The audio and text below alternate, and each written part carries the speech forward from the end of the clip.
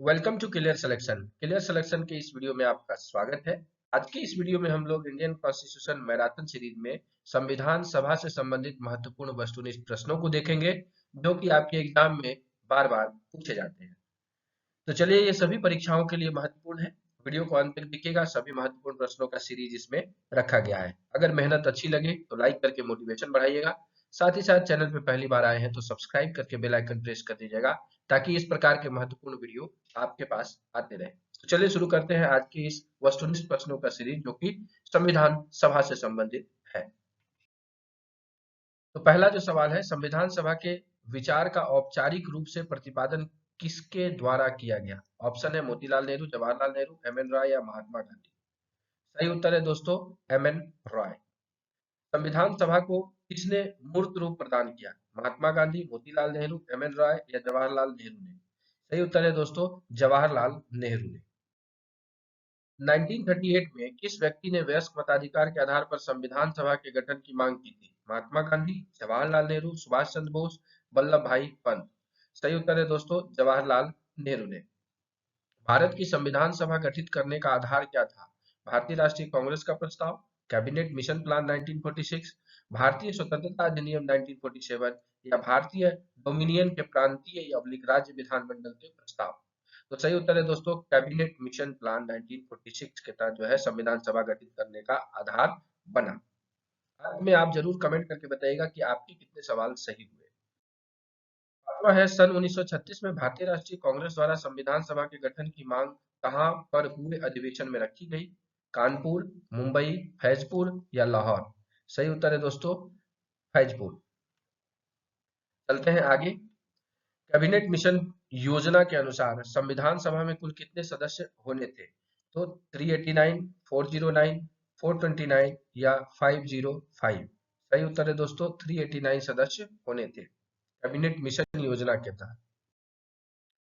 पुनर्गठन के पश्चात वर्ष 1947 में संविधान सभा के सदस्यों की संख्या कितनी रह गई? क्या ये 289, 299, 324 या 333? तो जो है पुनर्गठन जब हुआ तो 280, 299 रह गए। संविधान सभा पुनर्गठित में देशी रियासतों के लिए कितने प्रतिनिधि शामिल थे? क्या वो 100 थे, 70 थे, 85 थे या 65 थे? सही उत्तर है दोस्तों 70। पुनर्गठित संविधान सभा में विभिन्न प्रांतों के लिए कितने प्रतिनिधि थे?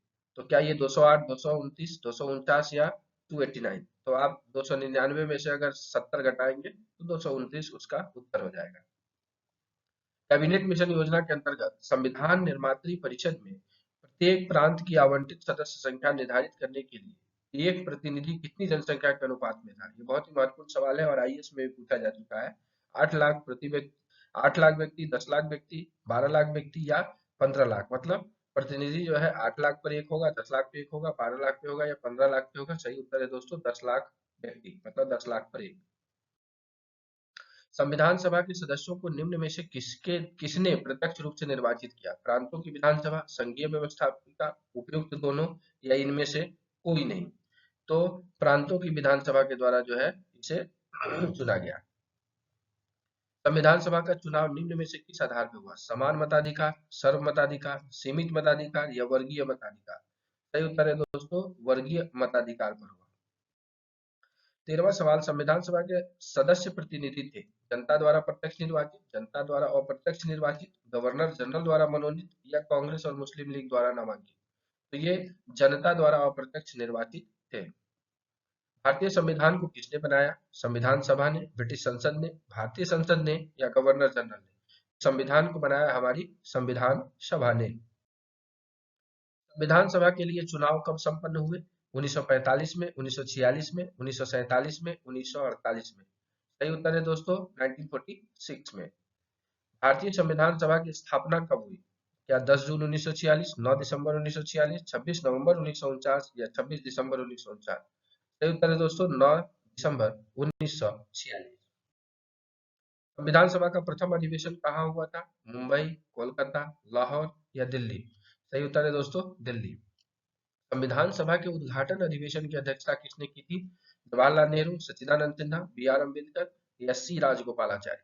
सही उत्तर है दोस्तों सच्चिदानंद सिन्हा। वो उस समय सबसे वरिष्ठ सदस्य थे संविधान सभा के, इसलिए उनको अध्यक्षता में ये शुरुआत हुई।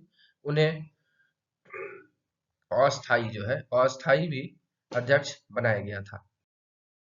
संविधान सभा का पहला सत्र हुआ था 16 अगस्त 1947, 26 जनवरी 1948, 9 दिसंबर 1946 या 26 नवंबर 1946।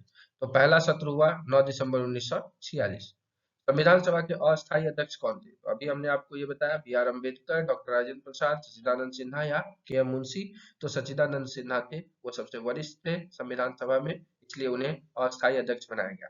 फिर 2 दिन बाद अस्थायी अध्यक्ष की नियुक्ति हुई थी। तो संविधान सभा के अस्थायी अध्यक्ष कौन थे? तो B R Ambedkar, doctor Rajendra Prasad, Sachchidanand Sinha या के एम मुंशी। तो डॉक्टर राजेंद्र प्रसाद जी को संविधान सभा का अस्थायी अध्यक्ष बनाया गया। संविधान सभा के संवैधानिक सलाहकार कौन थे? क्या ये शरद चंद्र बोस थे, रफी रफी अहमद किदवई थे, वेनेगल नरसिंह राव थे या के एम मुंशी थे? अभी तक आप इसे शॉर्टकट में वी एन राव पढ़ते थे, फुल फॉर्म है वेनेगल नरसिंह राव। संविधान सभा की प्रारूप, जिसको कि मसौदा समिति कहा जाता है, उसके अध्यक्ष कौन थे? बी आर अम्बेडकर, राजेंद्र प्रसाद, सच्चिदानंद सिन्हा या के एम मुंशी। तो बी आर अम्बेडकर जो थे वो प्रारूप समिति के अध्यक्ष थे। संविधान सभा की प्रारूप समिति जो थी उसमें कुल कितने सदस्य थे? क्या 5 थे, 7 थे, 9 थे या 11 थे? सही उत्तर है दोस्तों 7 सदस्य थे। विधानसभा की प्रारूप समिति के समक्ष प्रस्तावना का प्रस्ताव किसने रखा था? बी आर अम्बेडकर जी ने, राजेंद्र प्रसाद जी ने, सच्चिदानंद सिन्हा ने या जवाहरलाल नेहरू ने? सही उत्तर है दोस्तों जवाहरलाल नेहरू जी ने यह प्रस्तावना का प्रस्ताव रखा था। संविधान सभा में उद्देश्य प्रस्ताव किसने प्रस्तुत किया था? बी आर अम्बेडकर जी ने, डॉक्टर राजेंद्र प्रसाद ने, सच्चिदानंद सिन्हा ने या जवाहरलाल नेहरू ने? तो सही उत्तर है दोस्तों जवाहरलाल नेहरू जी ने। संविधान सभा की संघीय शक्ति समिति के अध्यक्ष कौन थे? तो अभी यहाँ से हम समितियों के 2-4 अध्यक्ष देख लेते हैं। तो संघीय समिति के अध्यक्ष कौन थे? क्या वो अम्बेडकर जी थे, राजेंद्र प्रसाद जी थे, सच्चिदानंद सिन्हा जी थे या जवाहरलाल नेहरू? सही उत्तर दोस्तों जवाहरलाल नेहरू जी थे। संविधान सभा में झंडा समिति के अध्यक्ष कौन थे? जेबी कृपलानी, डॉक्टर राजेंद्र प्रसाद, सच्चिदानंद सिन्हा या जवाहरलाल नेहरू? तो जेबी कृपलानी जी झंडा समिति के अध्यक्ष थे। संविधान सभा ने राष्ट्रीय झंडे को कब ग्रहण किया? तो जुलाई 1948 में, जुलाई 1950 में, जुलाई 1947 में या अगस्त 1947 में? सही उत्तर है दोस्तों जुलाई 1947 में। डेट भी पूछता है इसलिए 22 जुलाई 1947 आप इसे याद रखिएगा। 30वां सवाल देखते हैं, संविधान सभा ने संविधान को अंतिम रूप से किस दिन पारित किया? क्या ये 15 अगस्त 1947 था, 15 दिसंबर 1948 था, 26 नवंबर 1949 था या 26 जनवरी 1950 था? संविधान सभा को अंतिम रूप जो है किस दिन हुआ? ये था 26 नवंबर 1949 को। जब हम आगे प्रस्तावना पर वीडियो लाएंगे वहां आपको यह शब्द मिलेगा, यह डेट मिलेगा कि आज दिनांक 26 नवंबर 1949 को हम अपने संविधान को अंगीकृत, अधिनियमित और आत्मार्पित करते हैं। तो अगला जो वीडियो आएगा वो आएगा प्रस्तावना पर।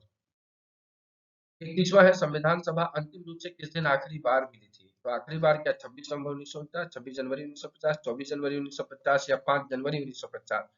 सही उत्तर है दोस्तों आखिरी बार 24 जनवरी 1950 को मिली थी संविधान सभा। और संविधान सभा में कितने उपस्थित सदस्यों ने संविधान पर हस्ताक्षर किया था? क्या ये 262, 284, 287 या 289? सही उत्तर है दोस्तों 284 लोगों ने साइन किया था। संविधान सभा द्वारा अंतिम रूप से पारित संविधान में कुल कितने अनुच्छेद और अनुसूचियां थी? बार बार पूछा जाता है, कंफ्यूजन का विषय है। 375 या 7, 387 एवं 7, 395 एवं 8 या 395 एवं 10? सही उत्तर है दोस्तों 395 अनुच्छेद एवं 8 अनुसूचियां। संपूर्ण भारतीय संविधान के निर्माण में संविधान सभा को कितना समय लगा? 2 वर्ष 7 माह 23 दिन, 2 वर्ष 11 माह 18 दिन, 2 वर्ष 11 माह 14 दिन, 2 वर्ष 11 माह 23 दिन? सही उत्तर है दोस्तों 2 वर्ष 11 माह 18 दिन।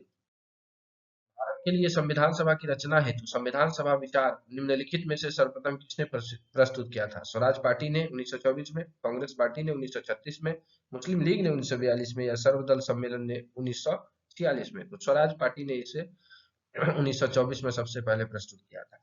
भारत के संविधान का निर्माता किसे कहा जाता है? महात्मा गांधी जी को, बी आर अम्बेडकर जी को, जवाहरलाल नेहरू को या बी आर राव को?